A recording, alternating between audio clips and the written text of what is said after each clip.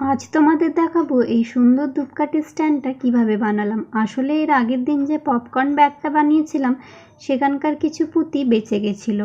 তো এই দেখো, একটা কার্ডবোর্ডের উপর আমি পুঁতিগুলোকে গোল করে সাটিয়ে নিয়েছি আর মিডিলে একটা গোলাপ ফুলের কুঁড়ি বসিয়ে দিয়েছি। আর এবার বানাচ্ছি গোলাপ ফুলের কুঁড়ি। তো এখানে আমি ধূপকাঠি স্ট্যান্ডের জন্য অনেকগুলো গোলাপ ফুলের কুঁড়ি বানিয়ে নিয়েছি। আর এবার সেগুলোকে এক এক করে আঠার সাহায্যে লাগিয়ে দিচ্ছি কার্ডবোর্ডের উপর।